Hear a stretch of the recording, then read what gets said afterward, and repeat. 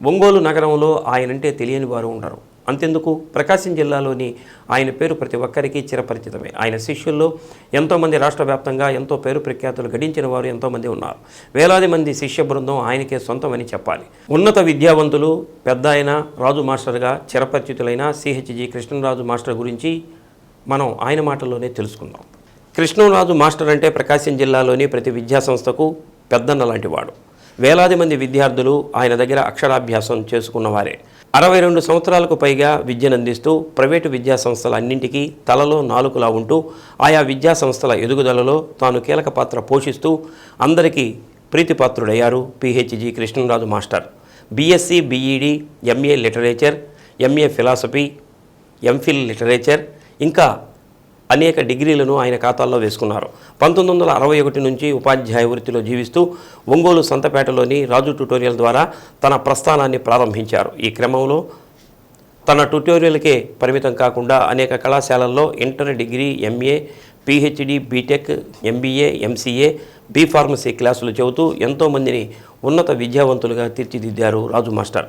పోటీ పరీక్షలైన medical entrance, DSC, EdCET, DIECET, పాలీసెట్లకు శిక్షణ ఇప్పటికీ ఇస్తున్నారు. Andhra university, NTR university, JNTU, Andhra university, Nagarjuna యూనివర్సిటీలకు చీఫ్ ఎగ్జామినర్గా పనిచేశారు. ఎంతోమంది రాజకీయ ప్రముఖులు వీరికి శిష్యులు. ఒంగోలు శాసనసభ్యులు బాలినేని శ్రీనివాసరెడ్డి, కొండపి మాజీ శాసనసభ్యులు అచ్యుత్ కుమార్, మాజీ ఎమ్మెల్యే డేవిడ్ రాజు, మున్సిపల్ మాజీ chairman Mantri Srinivasarao, doctor Mannam Gopichand, NTR health university vice chancellor GV Rao, doctor Muppavarapu Sirisharani, దివంగత ఐపీఎస్ వెస్లీ తదితరులు వీరి శిష్యులే.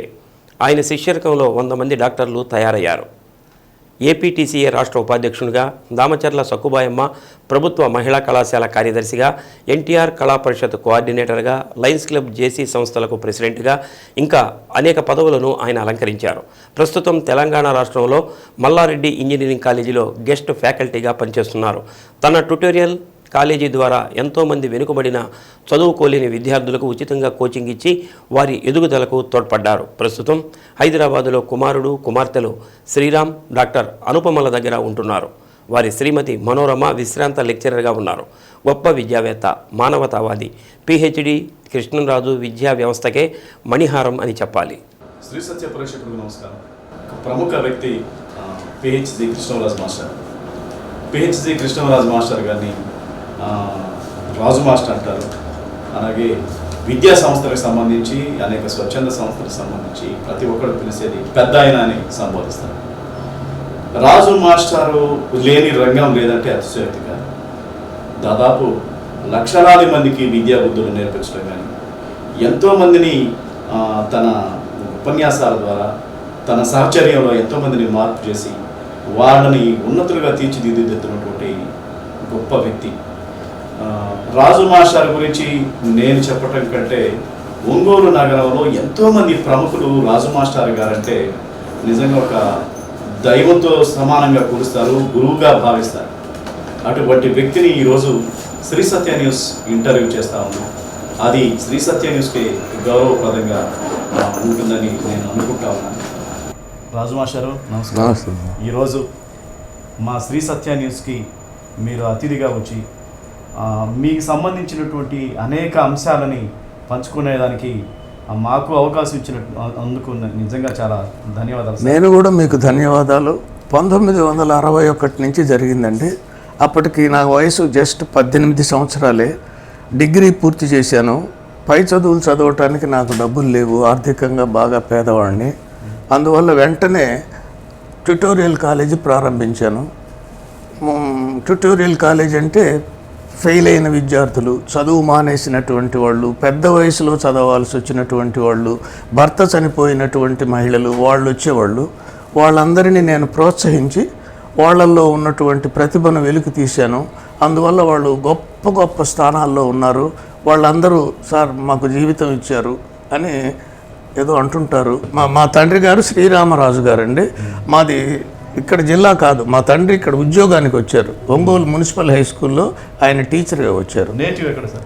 Native Krishna district, west Godavari అండి. మా అమ్మది కృష్ణ, మా ఫాదర్ వెస్ట్ గోదావరి. దాదాపు 100 సంవత్సరాల క్రితం వచ్చారు మా తండ్రి గారు. ఇక్కడ రైలు పట్టాల అవతల అక్కడ చిన్న ఒక పూరిపాక మాది. ఆ పూరిపాకలో ఉండేటటువంటి వాళ్ళం. మాది చాలా పెద్ద కుటుంబం, 9 మంది పిల్లలం మేము. అందువల్ల ఎంతో కష్టపడి చాలామంది సహకారంతో నేను డిగ్రీ వరకు చదువుకోగలిగాను. అందువల్లే we should not forget our roots అని నేను పేద పిల్లలకు అండగా ఉండేది ప్రధానమైనటువంటి కారణం అది. ఇంకో గొప్ప విషయం ఏంటంటే మాడపాటి హనుమంతరావు గారని ఆయన ఇంతకుముందు లెజిస్లేటివ్ కౌన్సిల్కి చైర్మన్గా చేశారు. ఆంధ్ర పితామహ అనేది ఆయన టైటిల్.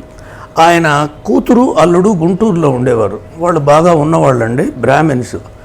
వాళ్ళకి 16 మంది పిల్లలు, 8 మంది అబ్బాయిలు 8 మంది అమ్మాయిలు. ఆ 16 కాక నాలాంటి 4 ఇంట్లో పెట్టుకున్నారు. నేను క్షత్రియ క్యాస్ట్ అండి. ఒక అతను ఎస్సీ, ఒక అతను ముస్లిం, ఒక అతను కమ్మ. మమ్మల్ని ఇంట్లో పెట్టుకున్నది మహాతల్లి. ఆమె పేరు మహాలక్ష్మి. రోజు నేను ఆమెకు దండం పెట్టుకొని బయటికి రానండి. ఆమెకి మా అమ్మ నాన్నకి దండం పెట్టి కానీ నేను బయటికి రాను. ఆ మహాతల్లి అంటే ఆ రోజుల్లో ఎందుకు చెప్తున్నానంటే క్యాస్ట్ ఫీలింగ్ లేదు, ఏమీ లేదు. నేను చదువుకుంది ఏబిఎం హై స్కూల్ అండి.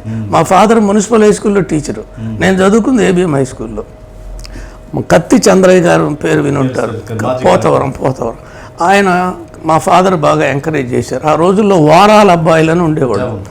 దోనేపూడి రాఘవరావు గారని ఆయన municipal high school head master గారు. ఆయన పేరు ఇప్పుడు ఆ స్కూల్కి పెట్టారు. డిఆర్ఆర్ మున్సిపల్ హై స్కూల్ అంటే దోనేపూడి రాఘవరావు మున్సిపల్ హై స్కూల్ అని. వెంకారెడ్డి గారని కొంజేడండి, ఆయన డైరెక్టర్ ఆఫ్ స్కూల్ ఎడ్యుకేషన్ చేశారు. ఆయన కూడా రాఘవరావు మాస్టర్ గారి శిష్యులు. అందువల్ల ఆయన ప్రత్యేకంగా గుర్తుపెట్టుకుని ఆ స్కూల్కి డిఆర్ఆర్ మున్సిపల్ హై స్కూల్. మా ఫాదర్కి ఏం చెప్పేవారంటే రాఘవరావు మాస్టర్ గారు, ఇదిగో వీళ్ళు పూరండి, మీకు అందరూ పరిచయాలు ఉన్నాయి కాబట్టి. మా ఫాదర్ అందరి దగ్గరికి వెళ్ళేవారండి, వాళ్ళకి భక్తి అవి ఇవి చెప్తుండేవాళ్ళు. వారాలు కుదర్చండి అని. ఆ విధంగా కత్తి చంద్రయ్య గారికి వారాలు కుదిర్చింది మా ఫాదరే.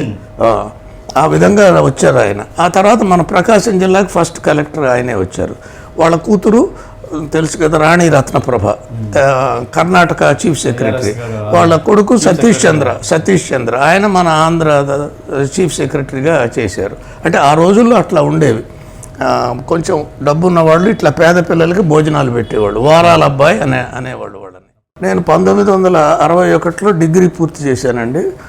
తర్వాత కాలేజీ నడుపుతూనే నేను ముందు ఎంఏ ఇంగ్లీష్ చేశాను ఆంధ్ర యూనివర్సిటీ, తర్వాత ఎంఏ ఫిలాసఫీ చేశాను, తర్వాత ఎంఫిల్లో మళ్ళీ ఇంగ్లీష్ లిటరేచర్లో నేను థీసిస్ రాశాను. ఎవరంటే కేరళలో కమలా దాస్ అని ఒక పెద్ద రచయిత్రి ఉంది. ఆవిడ తర్వాత రాజకీయాల్లోకి వచ్చారు. ఆవిడని గురించి నేను థీసిస్ రాశాను. తర్వాత సిఫెల్ అని ఉంది, అంటే central institute for English and foreign languages అని. అందులో కూడా నేను డిగ్రీ తీసుకుని, సిపిఈ అంటారు, certificate of proficiency in English అని. అట్లాగే ఎస్డిపిఏ అంటే senior diploma in public administration అని. అదేవిధంగా హిందీలో కూడా నేను డిగ్రీ తీసుకున్నాను. ప్రాథమిక మాధ్యమిక విశారద అవన్నీ చేసేసాను. So I use to teach all subjects. Tutorial college పెట్టి బాటనీ, జువాలజీ, ఫిజిక్స్, కెమిస్ట్రీ 4 నేను ఒక్కడనే మెడికల్ ఎంట్రన్స్ చెప్పేవాడిని. 4 సబ్జెక్ట్ నేను ఒక్కడనే చెప్పేవాడిని. ఆ విధంగా నా దగ్గర శిక్షణ పొందినటువంటి వాళ్ళు అనేక మంది డాక్టర్లు ఉన్నారు. అందులో అత్యంత ప్రముఖుడు డాక్టర్ మన్నం గోపీచంద్, పద్మశ్రీ అవార్డు గ్రహీత. ఆయన పీడియాట్రిక్ కార్డియోథొరాసిక్ సర్జన్. హైదరాబాద్లో స్టార్ హాస్పిటల్స్కి ఆయన చైర్మన్గా